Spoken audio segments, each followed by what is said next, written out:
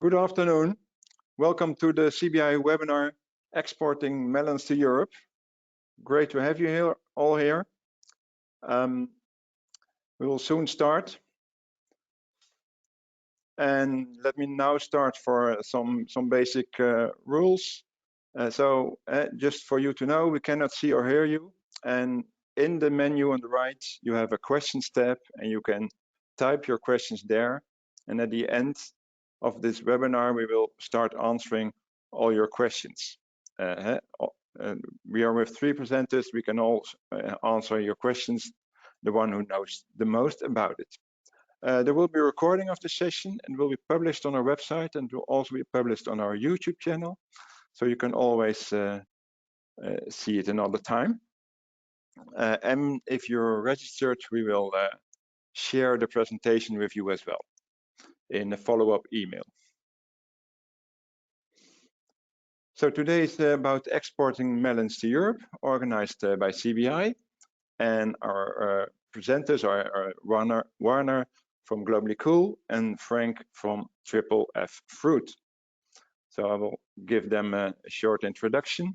So Warner is an international trade consultant from Globally Cool, and he has been working for CBI to make market studies about fresh fruit and vegetables already for a long time. And we have our guest speaker, Frank Ocampo, who is a melon expert and an associate partner of Fruit-Franky's Choice. So, and he's a specialist on melons and he will share his experiences and knowledge with you today. So thank you for being here, Frank. And I will start. I'm a program manager at CBI in the Market Intelligence Department. And I will start with telling you something about CBI. Only a brief something about CBI. So this is the agenda where you see Warner will talk about the EU market from melons. And Frank Ocampo will share his experiences and knowledge on quality specs, harvest planning and shipping conditions. And you'll have the chance to ask him questions. So CBI is Transforming Trade Together. We are a Dutch government organization and we are part of the Netherlands Enterprise Agency and we are fully funded by the Dutch Ministry of Foreign Affairs. So we basically have 2 pillars. We organize expert coaching projects and we support small medium enterprises by strengthening their sustainability through exports. And we offer in our projects practical solutions for the bottlenecks in the export value chain.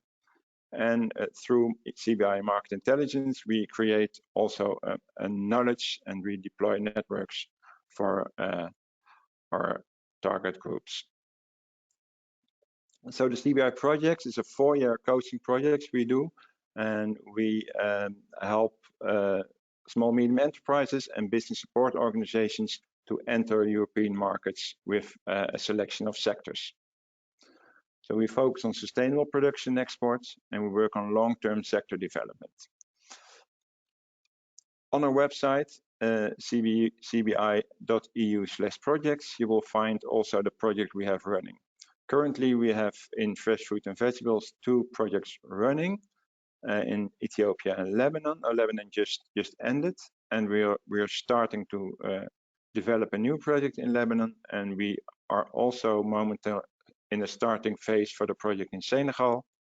We are in a starting phase for the project in Kenya, and we are exploring opportunities for startup project in fresh fruits and vegetables in Egypt. So that those will be soon on our website as well. And in our project, we work with all kinds of organizations, of course, European importers and international buyers, but also international organizations, NGOs in the local communities, business service organizations, and of course the producers. And of course, we have our market intelligence. You'll find here the web address, cbi.eu/market information. And there's the link on this website as well, straight to the page for fresh fruit and vegetables. So you'll find all kinds of studies there on trends and opportunities, understanding requirements, finding buyers, organized exports, and all kinds of product studies. So this is a screenshot from our website, but I hope you will visit it very soon. So we have all kind of products. We already have a melon study on our website, but this is quite old, and we will soon update it with a new study, so that in like 2 to 3 weeks there will be an fully updated new study on melons here. There's also you don't see it here, but there's also a study, quite a recent study about specifically about watermelons. So please visit our website to benefit your business. Okay, this is my introduction on CBI. I will now make Warner the organizer, the presenter, and then he can start his presentation.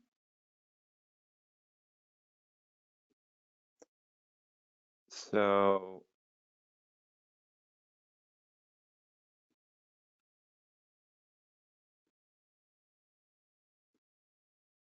are you the presenter now, Warner?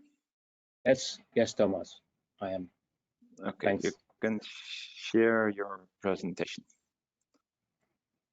Yes. Oh.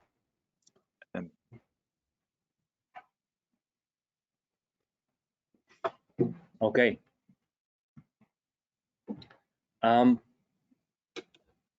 I will do the part on the EU market for melons, and I will shortly talk about the volumes in the market, the origins of the melons, the trends we also see in the market, and after that, Frank will take over and he will look into what European buyers actually want in terms of quality and specifications, planning, etc.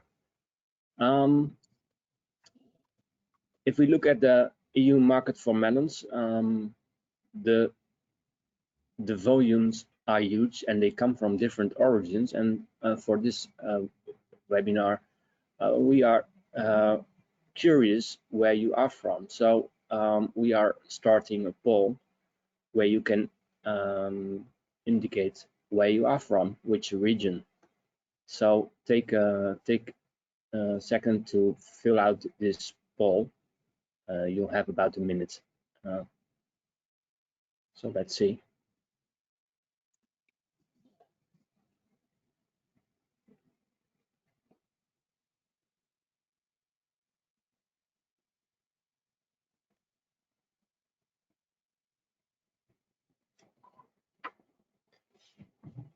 I see in the meanwhile, 50% of you have voted. So we are waiting for the other 50%.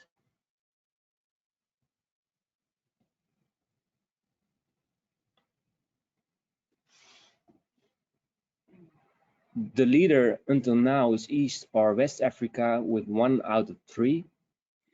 I see approximately a quarter coming from Latin America. A little bit more from Asia, actually. Asia is big. Central Asia, East Asia, South Asia. So we are not exactly, we don't see where from Asia, unfortunately. We have also Middle East and North Africa, 11%. And Southern Africa, 10%.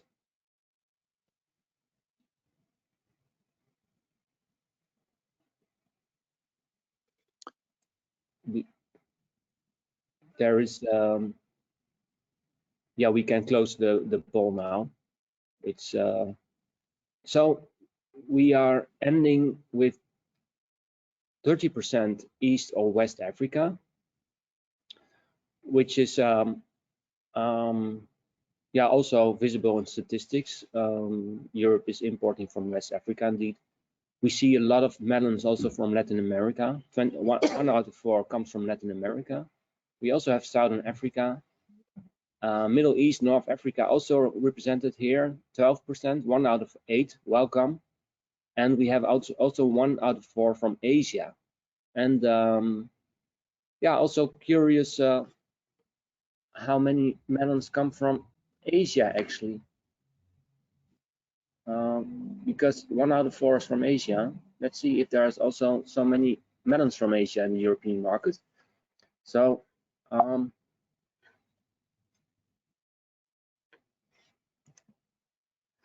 yeah, so why is the European market an interesting market for international melon exporters? So in the first place, we have quite a substantial volume. We consume approximately 1 million tons per year. That demand is quite stable over the years, and in the European market is also characterized by high value segments. European importers pay on average good prices for melons when we compare other markets in the world. There's also an opportunity for supplying when European suppliers are don't have melons on offer. So we have a huge summer season in Europe. We'll look into that later. And in the period when there is a lower supply, so this image shows that you have the blue. This is actually a figure that represents the European imports in tons per month. So the y-axis shows that there's 120,000 tons. It's the max. That is the volume supplied in May 2024. So that is the top month in terms of volume. Volume goes down through the summertime and then goes down to, you see, 1124. That stands for November 2024. There's a volume of a little bit more than 40,000 tons. The colors represent the origin. Blue is EU origin. EU origin tops in the summer period when Spain has a lot of melons on offer. It's the summer season. The melon season in Spain starts in May and ends in September. And then you also see that in the summer period, there's only very little volume coming from outside Europe. The orange part. The orange part, on the other hand, is the majority after September and before May. So that is when the off season is interesting for suppliers from outside Europe. If we look at the destinations within Europe, Europe is the EU Union, the European Union, plus the UK, Switzerland, and Norway. If we take a look at all these 30 countries, we see that these 6 countries are the biggest. These are volume data, so 1,000 tons, and we see that the Netherlands is leading. The Netherlands is a hub. We are located in the Netherlands. CBI is located in the Netherlands. Also, TripleF Fruit is located in the Netherlands. We are a hub for fresh fruits and vegetables in Europe, and that also goes for melons. That is why we are the #1 importer, but we do not consume all these melons. They also are transferred to other countries. Then Germany, France, UK are the #2, 3, 4. They are the big consumption markets. So the melons imported are also consumed. And then Spain is a little bit of a different story. Spain is a huge producer itself. It has a lot of melons production in certain areas and exports to the Netherlands, Germany, France, UK itself. Spain, however, depends on imports also to some extent. When Spain, there are no melons in Spain, but also if the harvest in Spain is pretty low, it happens from time to time, then they import more melons. You can see this here. Italy is growing. Italy has also a little bit of production itself, so that's also related to own production. But you see there's a little bit consumption going down in France, for example. In the UK also is going down. Netherlands tends to go down also a little bit. Germany is only growing. Germany is a growth market in the past 5 years. And Spain also, but Spain has to do with lower production recently, so they need to import more melons. If we look at each country, like the Netherlands, you see that the Netherlands has a different profile, supply profile than the Germany. And so if Netherlands, for example, has Brazil as the #1 supplier with about 100,000 tons of melons supplied to the Netherlands. And Netherlands also imports from Spain 30,000 tons, Honduras 23,000 tons, and Costa Rica 20,000 tons. Germany imports 147,000 tons, much less. There's a growing consumption, although despite of growing prices went up on average everywhere, also in Germany, but still imports of melons grew. Yeah, that shows that melons are popular in Germany. They remain popular, and half of the melons in Germany comes from Spain. France is a smaller importer, 130,000 tons imports in the last year, 2024. France, however, also has a huge local production, 300,000 tons. So it shows that imports are not that much if you compare to the local production. France imports most melons from Spain and almost neighboring country Morocco, North Africa, and also Senegal, West Africa. UK has similar profile as the Netherlands. They import 50% of the melons from Brazil. In the summer is Spain the main supplier. Afterwards comes Honduras, then Costa Rica between February and May. Spain is importing approximately 100,000 tons, but that is tiny. It fades completely if we look at the yearly production of 500,000 tons, more than 500,000 tons. And if you look at the imports outside the season, they come from Brazil, also West Africa, Senegal, and Morocco, neighboring country. Italy is a much smaller importer, and imports come mostly from within Europe. And imports from outside Europe, like Brazil, Costa Rica, are relatively small. If we look at the trends that shape the demand, then #1 trend is healthy snacking, and that translates into fresh cut fruit available in the shelf of the supermarket.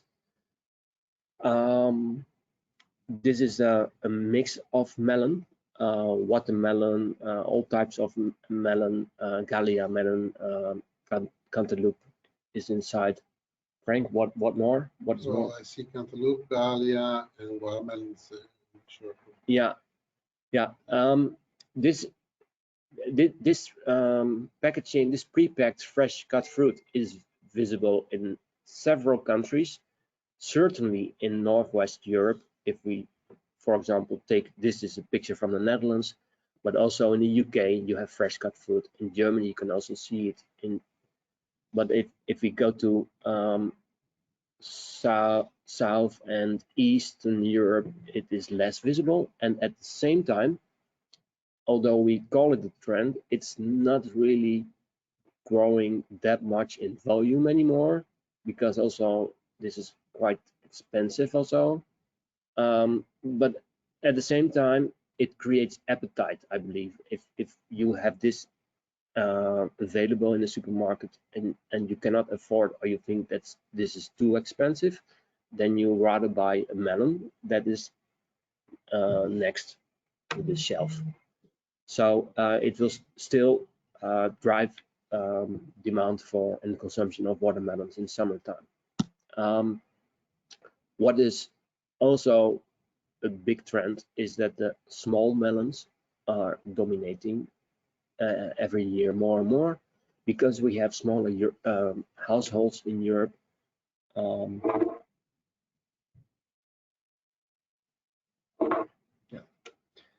This is for smaller households in Europe. They don't need big melons of 4 kg. Small melons of between 1 and 1.5 kg approximately, more efficient. While I'll go to the next slide, I also want to emphasize that you can also put your questions in the chat. Feel free to ask any question to one of us. We will have the question session after Frank has done his part, but we are both here to answer all of your questions. So feel free. Another trend is unique varieties. Every 1 or a few years, you see new melons arriving in the market. For example, this is an example of a very unique Japanese cantaloupe melon with green flesh. It's popular in Japan, but there is Frank, how often the European market you see introductions of new melons? Well, you see normally in product diversification. So, for example, in the watermelons, every year there's a new line, and it's a number and goes after a year commercial, or in the Gallia variety that exists and it gets an improvement that the seed houses work on it. So you got two types of changing products now.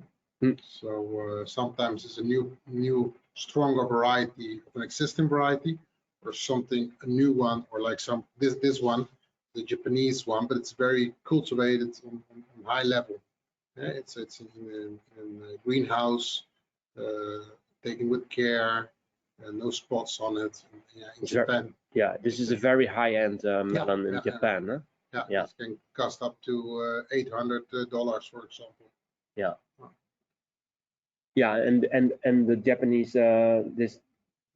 this melon, there are also some pilots in Europe. Yeah, we've done some of them, especially around Christmas, importing them by air from Japan to Holland, and from here we export them to some niche markets. Yeah, because you can sell normally $150, for example. So yeah.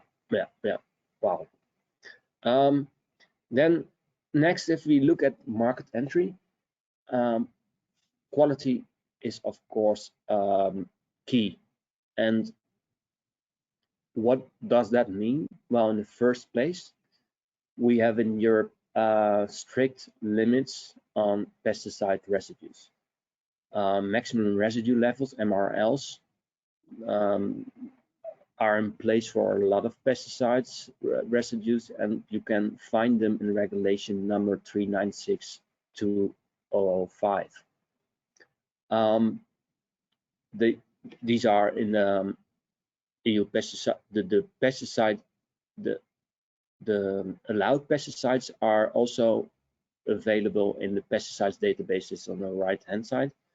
That is a database that uses the product code 080719 for melons, and then you can see which pesticides are allowed. So on the left hand side, that is for the MRL, so the residues of the pesticides, and the other one is for which pesticides.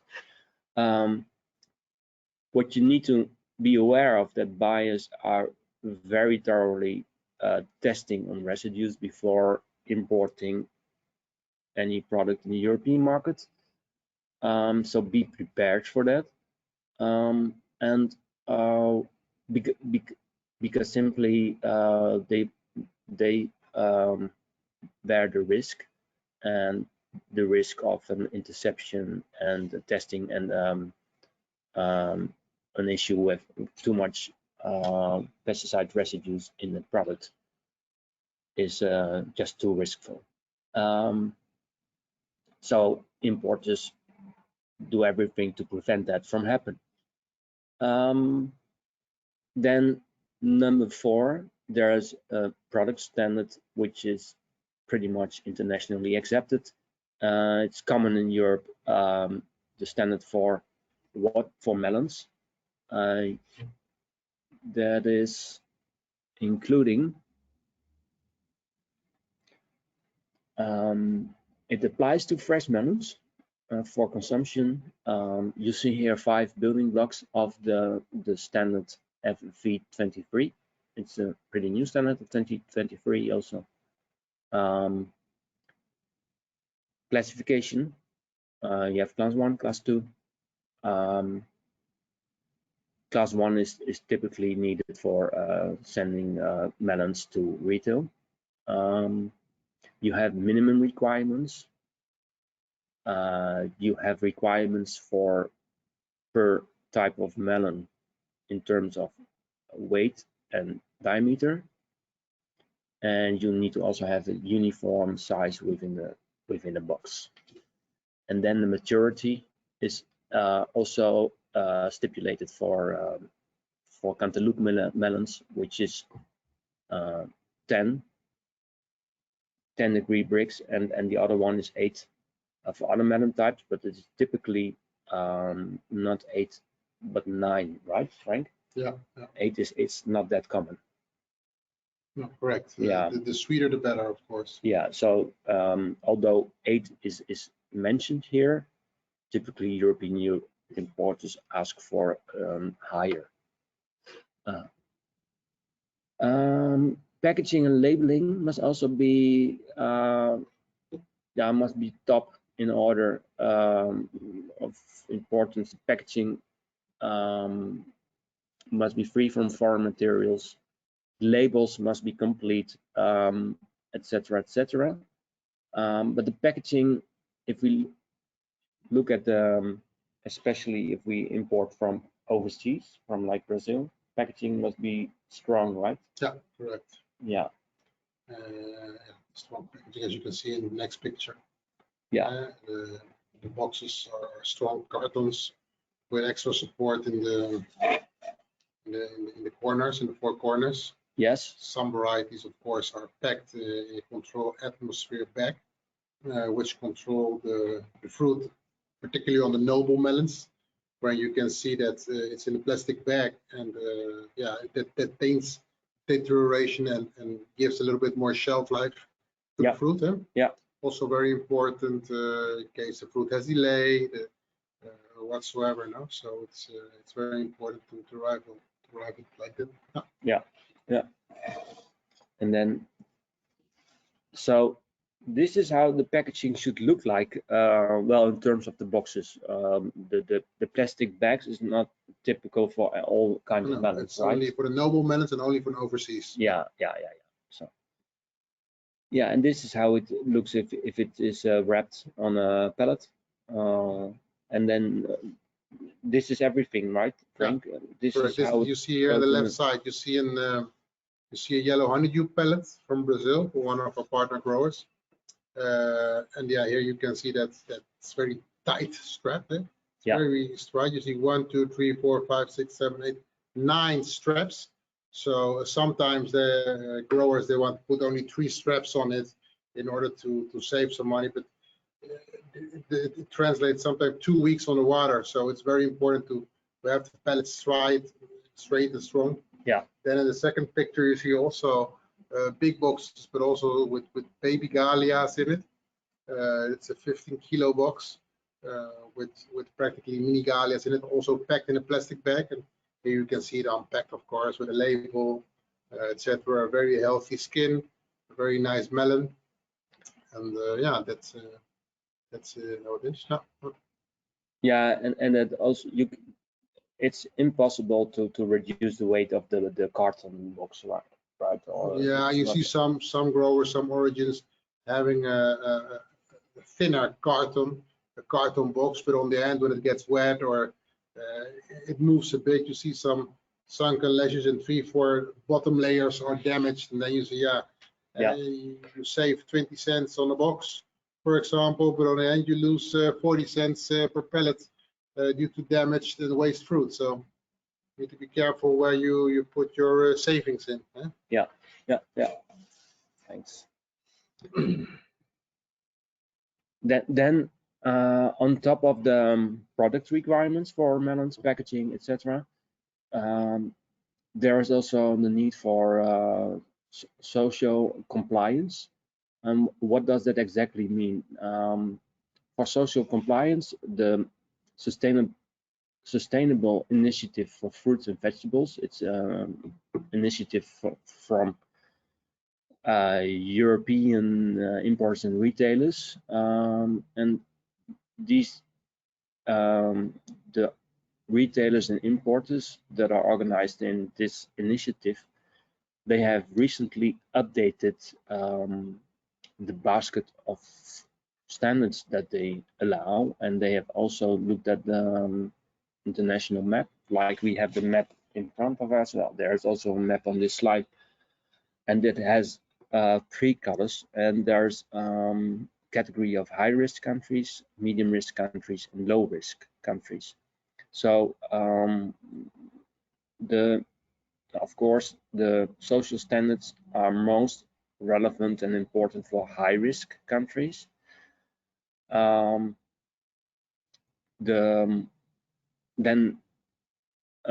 Important thing is, and the risk are in terms of social miscompliance. So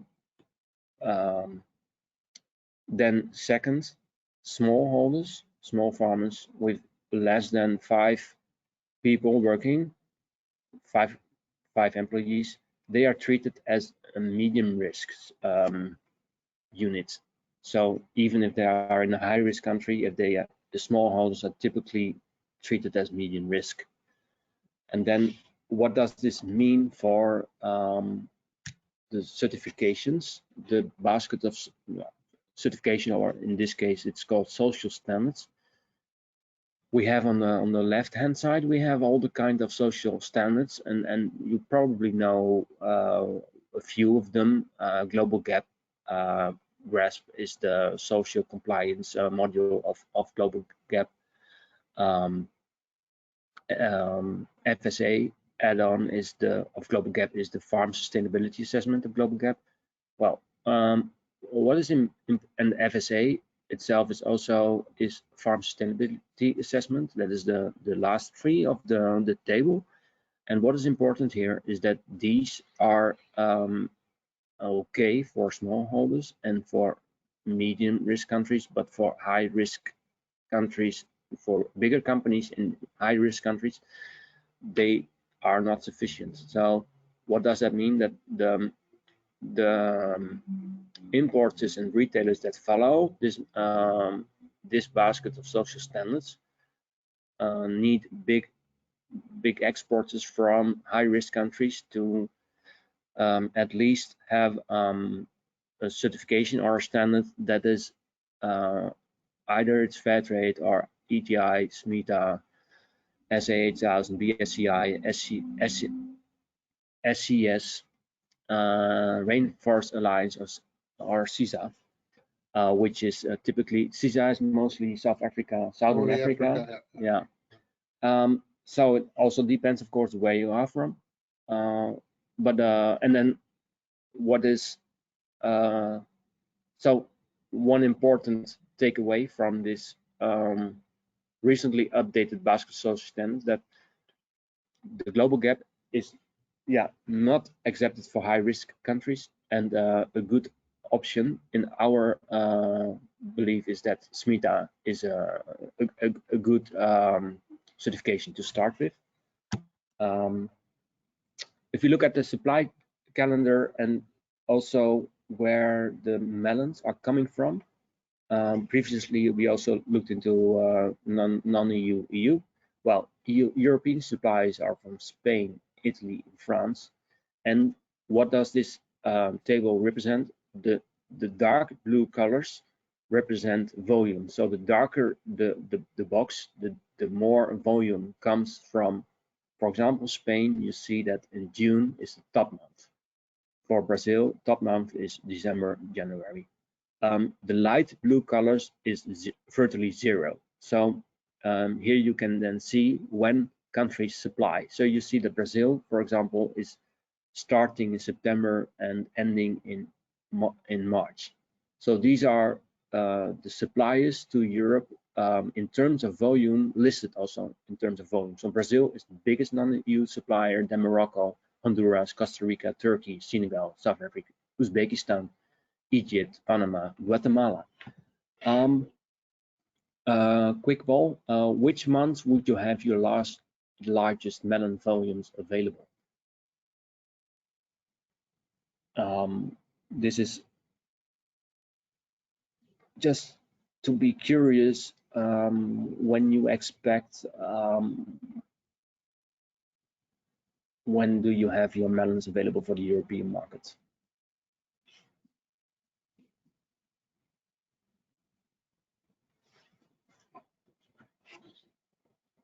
There is quite a lot for Christmas time, December, winter.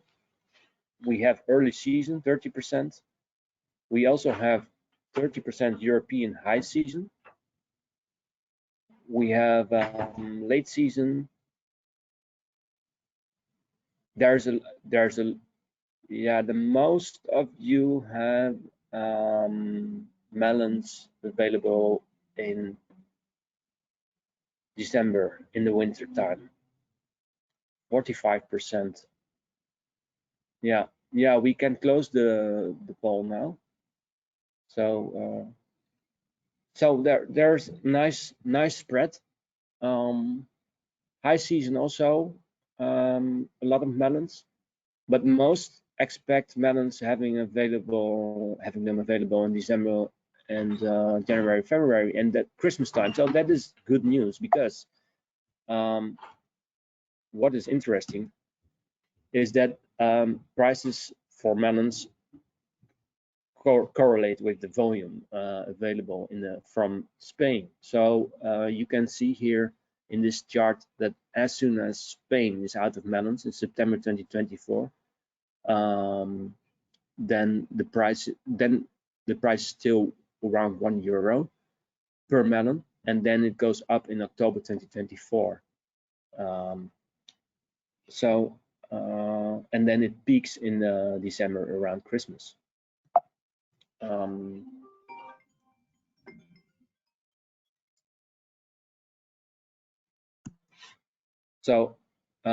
Last slide before I give the floor to Frank.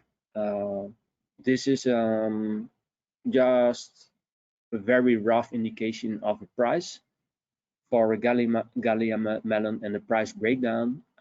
It's $2.99 price in shelf in Germany. In this case, the FOB price is 0.98. The logistics rate is 34 cents, and then it arrives at the price of 1.32 in Europe. Then import and wholesaler have a cost, packaging, probably repacking, 50 cents. And then also the retailer has quite a big margin, and it adds to a price of 2.99, which is the retailed price in Germany. Of course, that varies a lot through the season, and there's a lot of variations possible. Incoterms is one last point I want to put your attention to. Although FOB is common, many buyers prefer CIF. Frank, that is right? Yeah, correct. Yeah, it depends, of course, per product, per range. So the end, everything needs to be calculated in the cost price, of course. But yeah, normally the growers like to do a CIF base or an FOB. It depends always on the origin, of course, where it comes from. So if it's from Europe on truck mainly, or if it's by vessel, or even sometimes by air. No? So it depends really per deal. But it's very important for every grower that starts exporting melons or other type of fruits, the Incoterm, to close this very carefully and speak about this, because there's a lot of discrepancy sometimes in the negotiation. People need to know where the risk is for each and every party. So it's very, very important. This is the basic before starting any negotiation. So. Yeah, and the more experienced exporter would better go for CIF, right? Or FOB or X Works. I mean, it depends where you want to put the risk on. Yeah. Okay. But all right. you agree with everything. It depends. It all depends on the deal, and then how the grower wants it and how the buyer wants it. So. All right. So let's move on, Frank. Okay. Hello there. Thank you, Warner. And I see we maybe it's good before Frank starts. It's good to already do 3 questions we have, because they're on the part of Warner. If that's okay. Yeah. Sure. And the first question is about the fresh cut. The fresh cut fruit you talked about, Warner. Yeah. And the question is, are this cut fresh fruits typically cut and packaged in the source country, or are they processed in the destination country? And if so, how in the first part, how do suppliers manage perishability? Yeah, I believe melons, it's very difficult to do it in the origin country. Correct. Yeah, everything that's processed in melons is being done in the destiny. So Brazil ships it to Holland. Here in Holland, it's being processed and distributed across Europe or in the retail line where it must be. Yeah. I know that mango is sometimes cut and packed in West Africa and shipped by air to Europe. But I think it's quite tough to do that with melons. No, it's impossible. Melons need to be being cut here, so and then I have a shelf life of less than a week. So yeah. It's always being cut in the country of destiny. Yeah. Yeah. All right. Okay, next question. Thank you. And then another question is, which country in Europe has the highest demand for melons from Africa? And the person who's asking that is a export advisor from Senegal.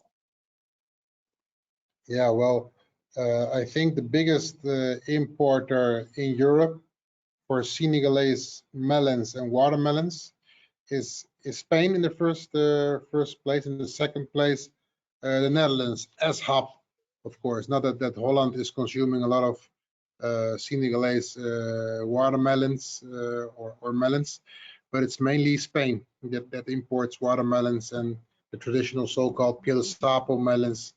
After they prefer to have that on above the Brazilian or Central American production. Yeah.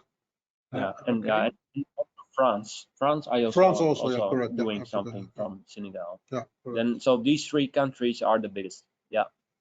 Okay, thank you. And then the last question before we go to the part of Frank. You showed on the picture the melons in a carton box, but also in a plastic bag. And the question is this plastic bag mandatory? No, well, if I explained a bit during the presentation, these plastics bags are controlled atmosphere bags. So these bags make sure that some melons, particularly the one that have a thinner skin, like the Cantaloupe Harper types, like the Gallia ones, that are packed mainly from overseas regions, so from Central America, from Brazil, because they have 2 weeks on the way, they're packed and they're closed. And with this bag, it slows down the ripeness level, so they prolong the shelf life, despite the fact that most of these melons are breeded and grown as a long life melon. They are packed also with the plastic bags to ensure 2 or sometimes 3 weeks on the water, and that they arrived in sound conditions and still can be workable a couple of weeks with in order that they distribute to the supermarket and a final customer has a good melon on his desk.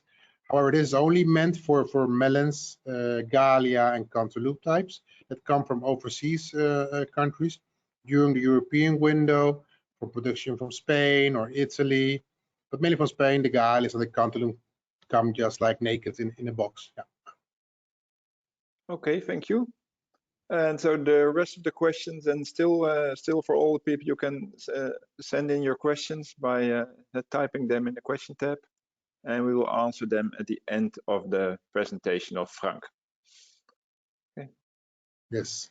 Well, thank you, the audience, for being here. So, well, my name is Frank Ocampo, and I'm responsible for the sourcing of Latin America and other products such as melons and watermelons within our company.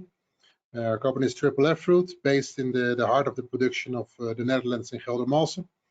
And here we have also our own brand, Franky's Choice, in some lines of our products. I'm going to give you some a short, brief presentation about what European buyers want, the quality specs, harvesting planning, and shipping conditions in general. I will be short.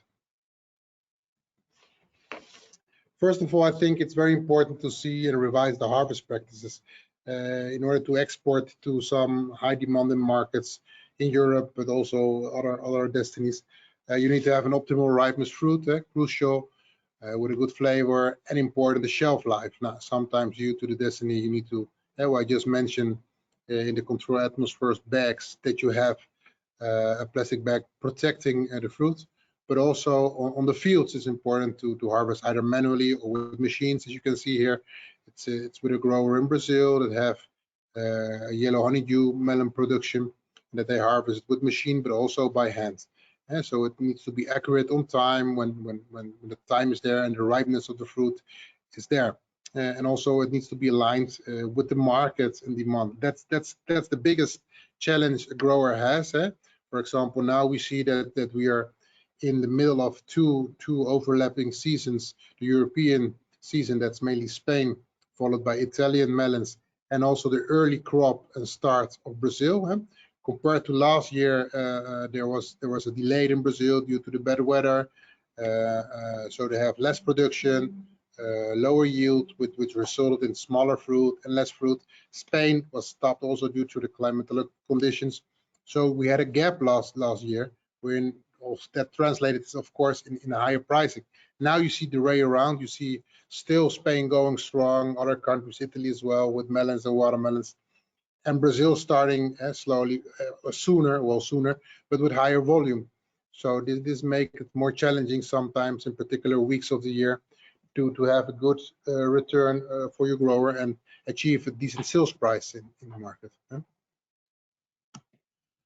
The cold shipping chain, yeah, it's very important to have these things covered. So if you start a grower, try to work with an optimal condition in cooling. For example, some melons, for example, the yellow honeydews, the pilo sapo, the watermelons, they are more easy in growing and easier in cooling them. You don't need really having a cooling. Of course, it's advisable to have that, but they can also be pre-cooled in a container. Most countries do that, for example, in Costa Rica, in Panama, but in Brazil they're a little bit more advanced and they pre-cool everything in their own cold chambers, especially the noble melons. It's also important to correct the logistics services. Some logistics shipping companies are sometimes €1,000 cheaper, but do 1 week more of transit, or in the practice they have more delays on particular routes. Others are a little bit more expensive, but are more accurate in timing and loading and shipping. So it's very important to discuss these points with your final receiver and revise what's the priority if they want to have a cheap melon with higher risk that it arrives on time, or paying a higher cost price due to the logistics wherein you have these kinds of betterness. Yeah, this on the end it minimizes spoilage, of course, it maintains freshness. Yeah, and also important if they truck it or you truck it from the fields to the packing house, that the fruit is pre-cooled immediately as soon as possible in order to keep the fruit as longer with a longer shelf life. Yeah. Then we go to the buyer specifications. So every market, we were saying that there was particular bricks level. For example, the Charentais melons. It's a very high quality standard melon. Competes with normal American type, Harper type, American cantaloupe. Sometimes they call it rock melons in some countries in the world. There you need to have bricks always higher than 12, for example. But it's very important, depending some markets, they want to have higher bricks or a guarantee bricks on particular melons. So it's very important to discuss this also with your importers or your customers where you're shipping to. The exterior appearance, sometimes you can have 2-3 skin defects in a box, in a melon. If there are 3 or more, a retailer or a supermarket can reject them. So it's very important to see what kind of spots a melon could have or not, until what are the limits. Also very important, the traceability, the pesticide and the residue compliance, especially if you're starting and you want to supply retail channels across Europe. They need to fulfill not only with European legislation on MRL levels, but sometimes also on the levels of a supermarket. Each supermarket in Europe has their own MRL exceeding the registration, and sometimes it's above the ones that the parameters supply to Europe. So this is also very important if you're exporting to Europe. And afterward, if your customer is demanding for an X or I supermarket chain, that you check also carefully if you can pack and grow and post-harvest these melons within the specifications of the MRL values from that particular retailer.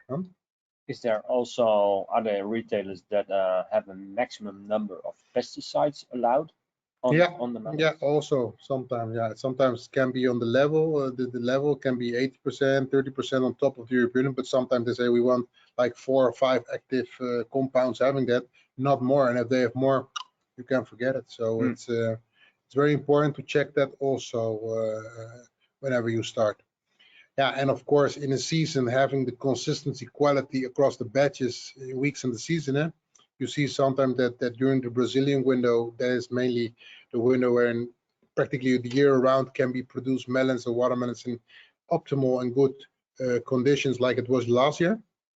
But sometimes you have rains in January or February when you see that the fruit is tired, a little bit more stressful. It arrives well, but in a couple of days it's dead, so that's also a big challenge for each grower, no matter where or which part of the world he's growing, that he has his consistency. But it's very important to supply your customers, our customers. That's why we work with several windows of production, wherein each and every melon has his top peak in quality and taste. For example, now we are in the Spanish window.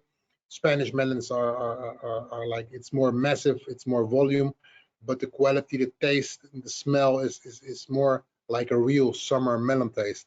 And if you go to the southern hemisphere, mainly Brazil or Central America, which is the main imported volumes, the taste is also okay. You see the bricks levels okay, but the flavor sometimes, or the smell of the melons, due to their packed and grow in particular sub-varieties, wherein there are long life melons. Sometimes it's a little bit less, but the consistency needs to be the same. So you see that in sugar level and tasting level, practically it's all sometimes the same. No? And we work with some seed houses wherein we have some varieties that are grown in Spain, in Central America, and also in Brazil, wherein they have the same variety but with same tasting and texture, but it has the added value that it has a longer shelf life. So those are also very important things wherein we work together with growers, seed houses, in order to commercialize stable Gallia melon, like for example in this case, the year round for our customers. Yeah, Frank, and this picture these are melons from outside Europe? This is from Brazil. If I don't, yeah, this is Brazil. We pack them in a bag. This is also for one of our customers under our own private label, Franky's Choice. And this is, yeah, this assures an extra quality. It's the best melon that we have with less skin defects, bricks with 12 sugar level or higher. Yeah, and this you can position it a little bit better, a nice appearance, a good branding. It's important when you start with a melon, or no matter what kind of variety it is or which market you're sending it, that you position it as a brand with quality and the consistency of the quality, because branding takes a lot of years, and killing a brand, it takes one day. So it's very important to do. If you see that a lot has only 2 pallets to pack within specifications of your grower, you only can pack 2 due to sizing, due to external quality, due to sugar levels. So it's important to keep that consistency always stable. And you also, I showed you pictures of a European shelf of melons, and then you immediately see where these melons come from, right? Can you explain that? Yeah, well, the thing is that you have practically 2 windows. You have the overseas melons and the European melons here in Europe, in retail or in the wholesale market or in the process industry. You can see that the melons from overseas are more specialistic, more treated. There's more investment in the fruit itself. In Spain, the melon, or in Italy, not with all, but some growers, it's a mass production when they rotate the fields with their normal cultives like capsicums and other vegetables. But there you can see that the fruit has a little bit more skin defects.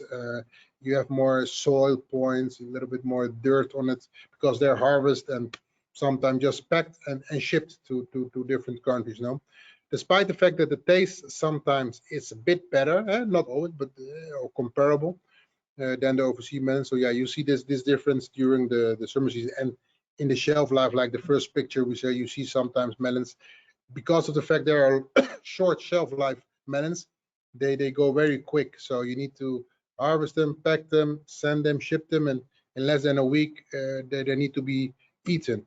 Otherwise, their ripeness process, due to the fact that they don't have a controlled atmosphere, because of the variety, it's a short shelf life variety.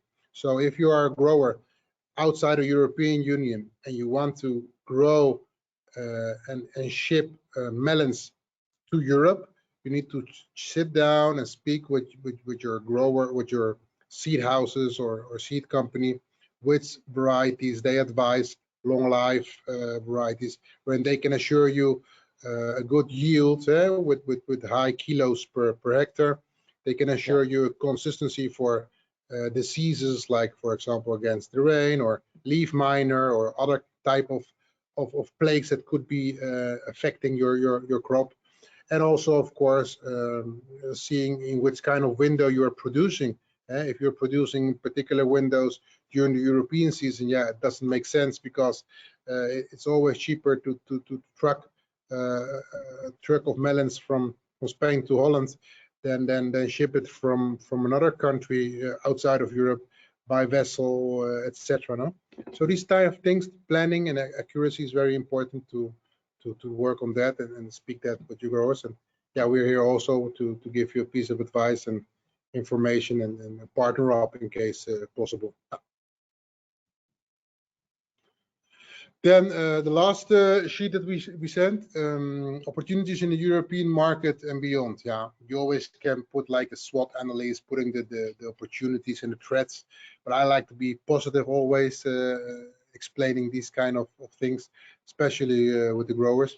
Yeah, you see that there's a high demand for sweet and mainly seedless varieties. And when I say seedless, it's mainly on the watermelon types.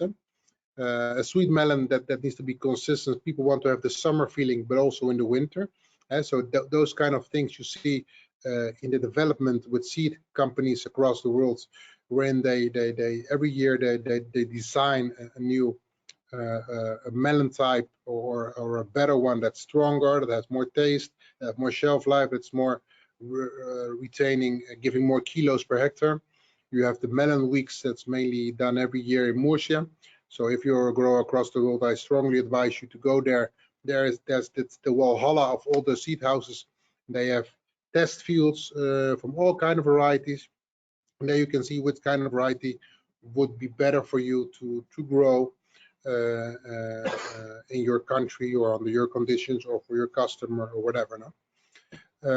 So the off-season supply from non-European countries is very important, I think, because Europe is depending more and more on particular routes. You see that in Brazil, every year the logistics costs are getting higher and higher. The delays are every day. We just started the season and there are already delays on that. So and the cost price, of course, besides the import duties, are getting higher and higher. So Central American countries face the same thing, despite the fact that they don't have any import duties. The logistics from Central America to Europe are really very challenging for growers, and it costs a lot of money because they have sometimes delays of 4 weeks, and then the melon arrives and it's practically dead. So there are a lot of opportunities, I think, from other countries as well. And I think in 10 years there will be either or only a few producers left in the world. That's mainly, I will think, in Brazil and in Spain that can produce melons that are good to supply European retailers the year round. And yeah, that's the thing that you need to check. Not only Europe, because we are checking here the opportunity to Holland to Europe, but there are also other markets. Here, for example, you see a picture of a cantaloupe melon. It's a so-called rock melon exported to a retail chain in the Middle East, to Dubai. It mainly goes by air. Sometimes we receive them here and ship them here by air. Also, again, because of the routes from, for example, from Brazil are very difficult that they come there. The transshipment takes sometimes 40 days, and that's even for a rock melon too long. So they're being shipped to Holland, and from here Holland sent by air. But sometimes also from your country of destiny, it could be also shipped directly to particular markets where they pay sometimes a higher or a better price. And that, so it's always good to revise for which country you're exporting with, and who's your partner with, and what you could do. Yeah. So we're open for that, and of course, if there's any need or some particular follow up with it, you can always they can share my dates. Yeah, Frank, and you already mentioned that the Netherlands is a hub for melon trade, for international melon trade. This picture also shows that your melon is also in the UK, right? Yeah. This is Dubai. This is Dubai. Yeah. So we sell with partners across the world. Here you can see our map back. Not only melons, but also other fruits that we do. We source and we sell practically in all the world. So yeah. All right. Thanks for your attendance. And yes, thank you. Questions? Yeah, if there are any questions. We will, yes, there are a lot of questions, but we still have about 10 minutes to answer the questions. All right. And there's one question left from, I think that's even from the part of Warner, but it's, I think Frank can answer this very well. What's your recommendation on back harvesting in order to try to prolong the shelf life of the melon? In back harvesting, yeah, I think it starts with a good variety. I think that you should have a long life variety in melon, and of course the timing. It depends on the bricks when the fruit's optimal to ripe, and sometimes you don't have any influence on that due to weather conditions. Sometimes it's delayed for 2 weeks, or sometimes due to the fact that the weather is so hot that the fruit doesn't get even to its ripeness measure and it dies on the way, or that the plants die. So it's very difficult to apply the exact ripening time. You're I think 70% you're as a grower, depending on the weather conditions, of course, and then again also to see if you can fulfill the production, the harvest on time. For your shipping details, for your contract where you need to supply. So it's quite a hard task to do that. Yeah. Okay, thank you. Another question is, at what stage bricks management is done? on arrival or before shipping? And who will conduct this test? Both. On the moment that the melons are harvested, a melon doesn't get any sweeter when it's harvested. So people sometimes, some fruit, for example, pineapple, or some, it gets more sweeter, or the bricks get higher after it's cut ripe, a pitaya fruit. But a melon, when it's cut off, even it's green, and it has a bricks of 10, can go a little bit to 11 perhaps, or due to the majority of the fruit, but it won't get from 10 to 15. Forget it. So on the moment to harvest, it's very important to have an unanimous cut on the field to see that the bricks are perhaps between 10 and 12, for example. No? And growers do that, of course, when they harvest in their fruits. And when we receive the fruit here in Holland, either by truck, it's local production, or European or overseas production, we always make per variety, per size. We do an average bricks. We check the bricks by an independent quality controller on 10 melons, and then we have the average. No, so we do it. The grower does it before shipping to know if the fruit's on the correct stadium, and we do it also here, so to see if it's met the thing. But in the practice, to be honest, never ever there has been issues with bricks or whatsoever. I mean, some supermarket chains are very picky on it, so they want to have 14 or above, very extreme. So then you need to do a very good selection, and then you call in some machine and everything to check the bricks externally, because then it's like a higher paying price for those kind of melons. But in general, if the melon's okay and it fits at least at 9, for 9 and on top of higher, it's okay. Yeah. Okay, thank you. Then we have some questions about logistics and packaging, I think. First question is, how many 15 kilo boxes of melons fit on each pallet, and how many boxes in total can be carried by a 40-foot container? Yeah. That's a good one. Every pallet of 15 kilos. How many 15 kilo boxes fit on each pallet? Yeah. 15 kilo box, you put 70 on it, and a junior pallet of 48. So there are 20 pallets of 70 in it, and one pallet with 48. So do the math. It's 1448 boxes in total that goes in a normal container. Now that's okay. For example, for the big boxes, Scalias, Cantaloupe ones, mainly on that you put them in with 6, 7, 8, 9, 10, 11, 12 pieces, depending on diameter. Yeah, and it's more or less always 15 kilos, 16 kilos, depending, 14 kilos net. But that's the question. That's the answer. 70 boxes per pallet. Great. 20 full pallets and a junior pallet of 48. Yeah. Great.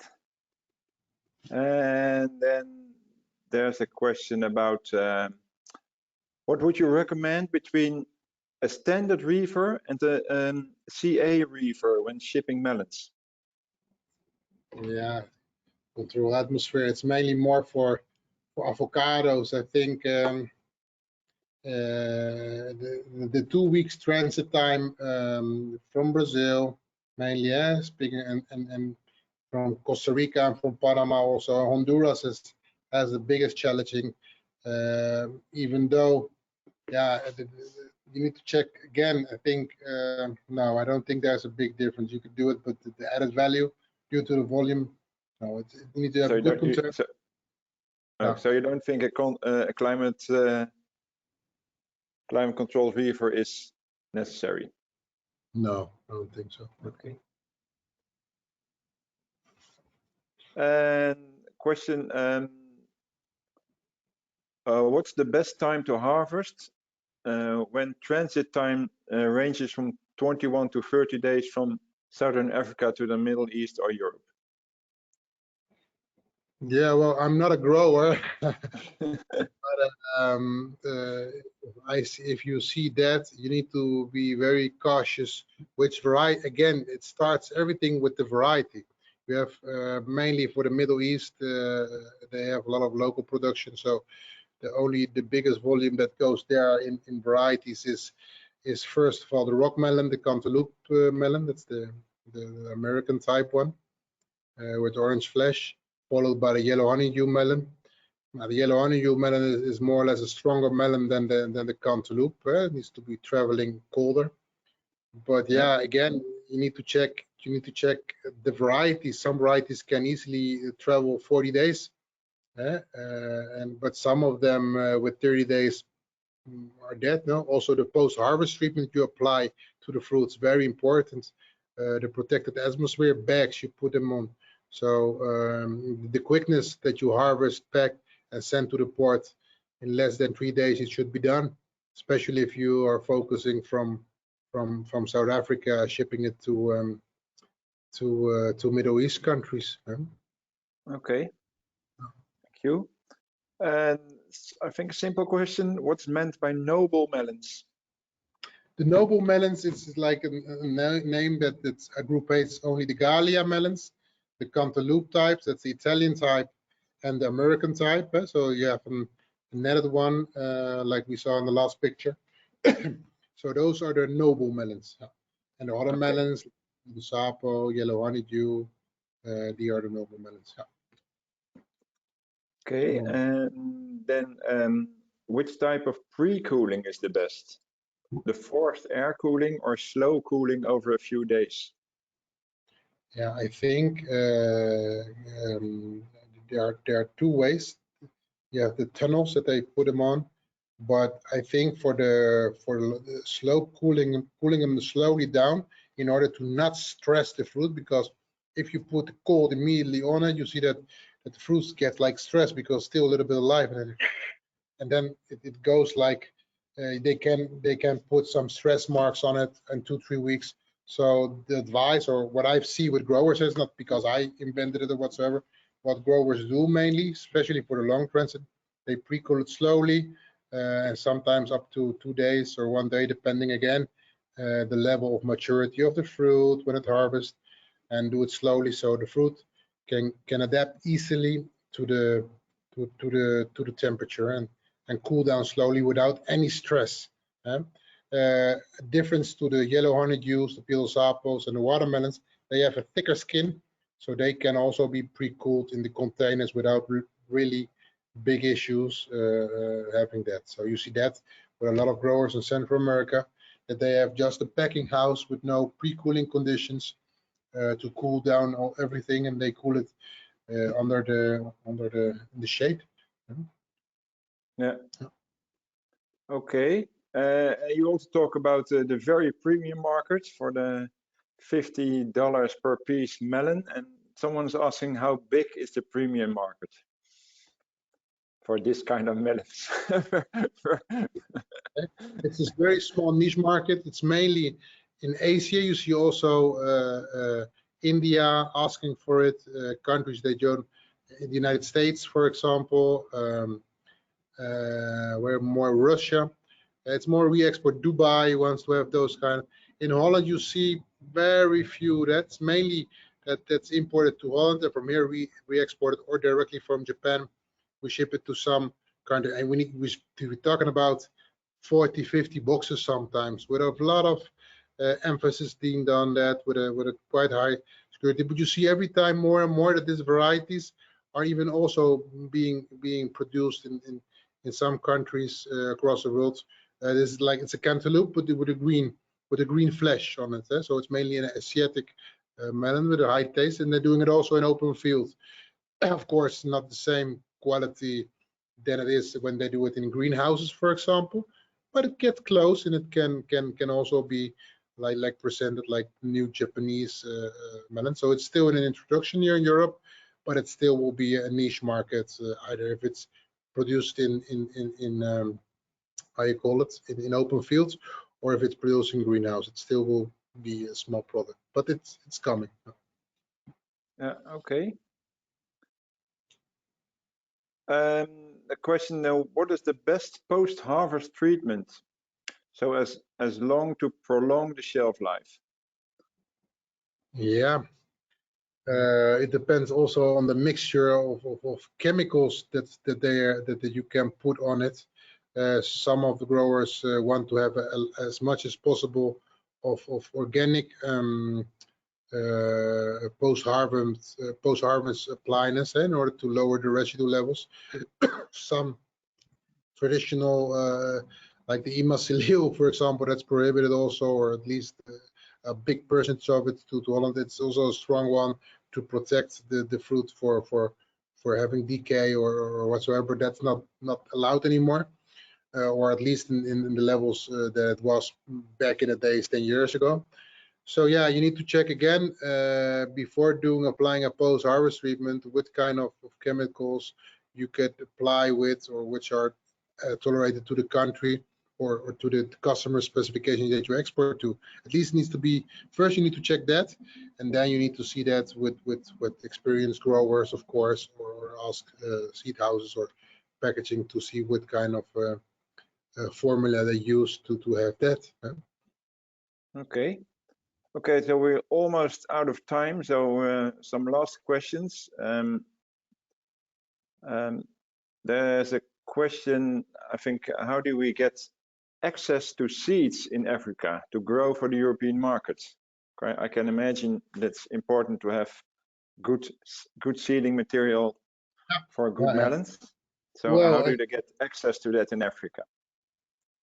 There are a lot of seed houses across the world.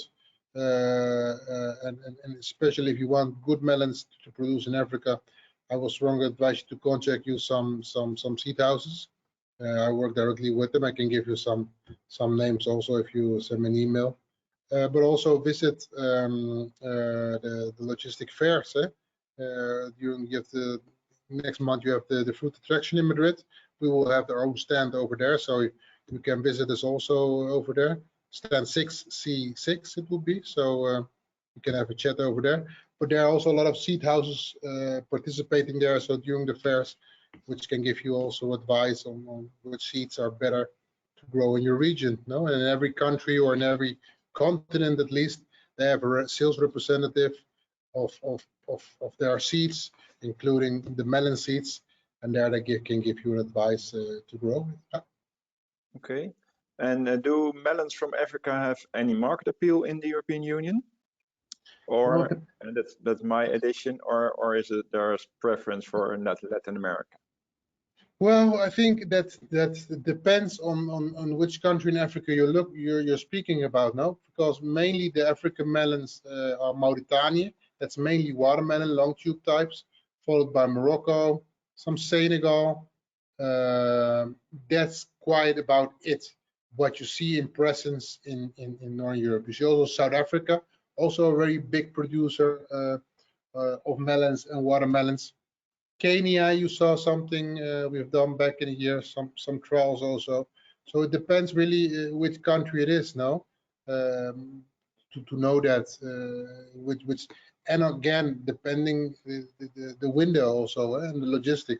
If you're a country in the middle of Africa and you need to ride 4 days to a port, yeah, then it's practically a suicidal mission, to do that. And if your window production is during the European window, you need to check the costs also. If it's check the sea freight from your most closest port to Rotterdam. If that's more than 6,000 euros, yeah, you need to think twice if it's worth to produce melons in Africa or in your country in Africa that's not on the coast or in the north or in you cannot sell it in your local market. But I think that the consumption of particular varieties of melons across the world is growing. So if you're living, despite in your African country, I don't know whether it's Ghana or it's Nigeria, for example, Kenya, you can produce their good melons for their own local retailers over there. It's also an option, So. Okay, thank you. So then, one last question about finding buyers. What are the strategies to find a foreign buyer for watermelon in the European Union? Well, here you have one. So stop searching. I would say send me an email and we can have a chat and visit us all. Frank. the Fruit Logistica. No, just kidding. Yeah, you have of course you have trade fairs across. You have the Fruit Logistica in Berlin. You have the upcoming fair in Madrid, the Fruit Attraction. So these are points of encounters with buyers, with sellers, with everyone in the chain logistics.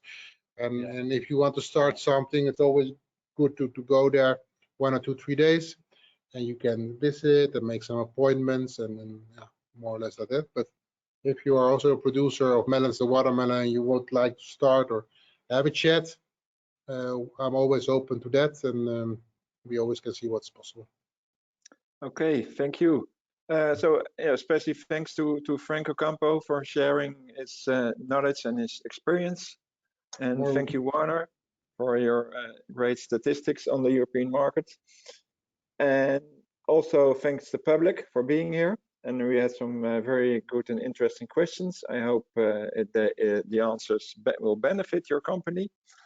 And so this webinar will be on YouTube very soon. You can listen it, and also on YouTube you have the possibility to add translation in your own language. And we will share by email the presentations of Warner and Frank. Thank you. Thank you very much, everyone. And I will see you. Bye-bye. Bye. Good luck.